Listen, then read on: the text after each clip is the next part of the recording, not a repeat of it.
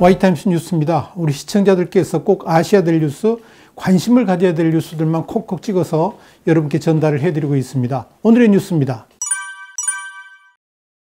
여러분, 작년 11월에 있었던 탈북어민 북송 사건 기억나시죠? 여기에 대해서 유엔이 문제를 삼고 나섰습니다. 칸타나 유엔 북한 인권 특별보고관이 여기에 대해서 깊은 우려를 표명을 했습니다. 유엔 인권 최고대표 사무소가 지난해 11월 동해상에서 목선을 타고 넘어와서 귀순 의사를 밝혔던 북한 어민 2명에 대한 추방 조치에 대해서 이거 문제가 있다, 문제가 심각하다, 이런 취지의 공동 긴급 서한을 한국에 보냈습니다. 토마스 오에아 킨타나 유엔 북한 인권 특별보고관은 서한을 통해서 이렇게 밝혔습니다. 실종, 자의적 처형 등 중대한 인권 침해가 빈번한 북한으로 탈북 선원 2명을 송환하기로 한 데 대해서 깊은 우려를 표한다. 그러면서 한국의 추방 조치가 국제법 위반 소지가 있다는 점을 지적한 것으로 이렇게 확인이 됐습니다. 여기에 문재인 정부는 이들은 남측에 납포될 당시 귀순의 진정성이 없는 것으로 추방했다. 그러면서 지극히 부실한 답변을 내놓은 것으로 전해졌습니다. 문재인 정부는 또 이들은 심각한 비정치적 범죄를 저질러서 난민으로 볼 수 없고 복수의 사람을 잔인하게 살해한 피의자라는 점에서 이 고문 위험 국가로 추방을 금지한 고문 방지 협약에도 위반되지 않는다, 이렇게 설명을 했습니다. 자, 뉴스 조객입니다. 이 뉴스 조객은 오늘의 이 뉴스에 대한 와이타임스의 시각을 명쾌하게 정리하는 코너입니다. 문재인 정부가 제시한 이 내용은 이미 사실이 아닌 것으로 다 확인이 됐죠. 우선 탈북자들이 타고 온 배는 17톤급 오징어잡이 목선이었는데요. 길이는 15m입니다.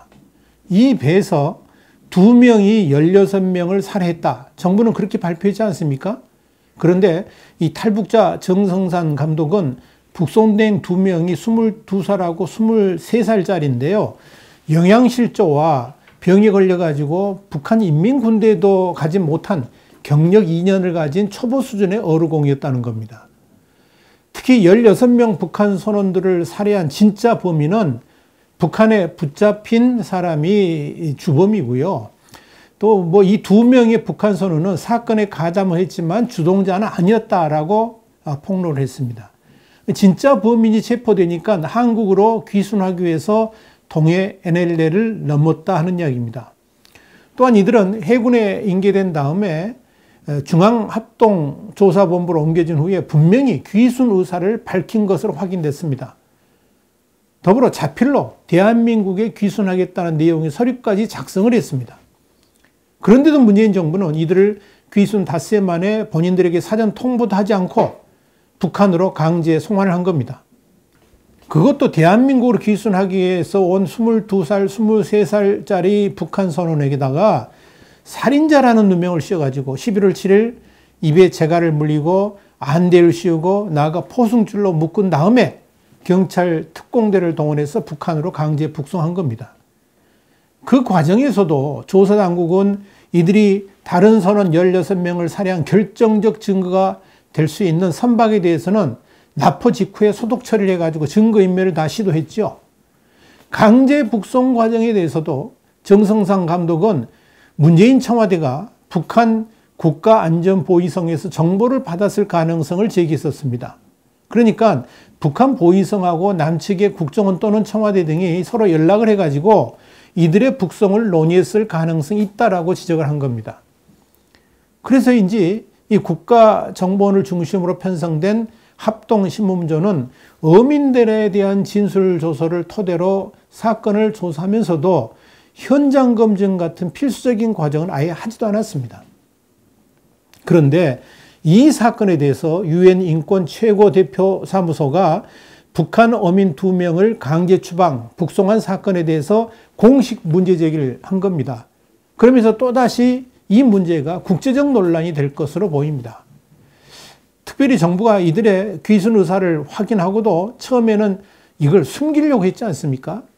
그러다가 북송 당일날 판문점 공동경비구역, 그러니까 JSA 대대장이 김용은 청와대 국가안보실 1차장에게 보낸 휴대전화 문자가 이 줌 렌즈를 통해 언론에 공개되면서 세상에 알려지게 된 겁니다. 그러니까 청와대는 이걸 살짝 숨기고 처리하려다가 딱 걸린 거죠. 또 북한 어민 2명에 대한 졸속 조사하고 또 조급한 북송 이런 것들을 결정한 것들을 보면 앞으로 이런 문제들이 국제법적 쟁점이 될 가능성이 충분히 있습니다. 특히 토마스 오에아 킨타나 유엔 북한 인권 특별보고관이 지난 1월 말 한국 정부에 보낸 서한에서 이렇게 썼거든요. 한국 정부의 결정에 매우 우려하고 있다라고 밝힌 만큼 이 탈북 어민 송환과 관련된 절차적 정당성에 대해서 국제적인 비판도 더욱 거세질 것으로 보입니다. 이런 일들이 세계 10대 경제 강국이라는 대한민국에서 2019년에 일어난 일들입니다. 졸지에 대한민국이 인권 후진국으로 전락하게 된 겁니다. 여기에 대해서 소설가 김규나 씨는 지난해 11월 13일 조선일보에 생사를 결정하는 자의 잔인함이라는 글을 올렸습니다. 이 글에서 서울 한복판에서 탈북 모자가 아사하도록 방치한 것도 모자라서 처형당할 줄 알면서도 사지로 돌려보낸 사람들, 해외 난민에게는 한없이 너그러운 정부가 북한 주민들에게만은 모질고 잔인하기 짝이 없다라고 썼습니다. 탈북자 정성상 감독도 당시 심정을 이렇게 표현했습니다. 1953년 7월 27일 정전 이후에 처음으로 대한민국으로 귀순하려 했던 북한인을 다시 북한의 공개 처형장으로 되돌려보낸 문재인 정부의 만행은 대한민국 헌법과 나아가 유엔의 고문방지협약 제3조의 명백한 위반이다. 그러면서 영양실조와 병에 걸려 비실비실대다가 북한군에도 입대 못해 가까스로 오로공이 된 연약한 22살, 23살 북한 선원에게 16명의 북한 선원을 무참하게 살해한 극악 범죄자 프레임을 씌워서 공개 처형이 기다리는 북한으로 강제 추방한 문재인 정권. 하늘이시여 천벌을 내리소서. 이렇게 썼습니다. 한마디만 더 하죠. 북한 어부를 이 북한으로 강제 북송한 날 문재인 대통령이 무슨 일을 한지 아십니까? 문재인 대통령은 김정은을 11월 25일에 한 아시안 특별 정상회의에 초청하는 친서를 보냈습니다. 그러나 북한은 모든 일에는 때와 장소가 있는 법이라 그러면서 초청을 거절했죠. 더 할 말이 없습니다. YTimes 뉴스였습니다. 이어지는 뉴스 한 줄 평 꼭 보시기 바랍니다. 다음 시간에 더 핫한 뉴스로 여러분을 찾아뵙겠습니다. 감사합니다.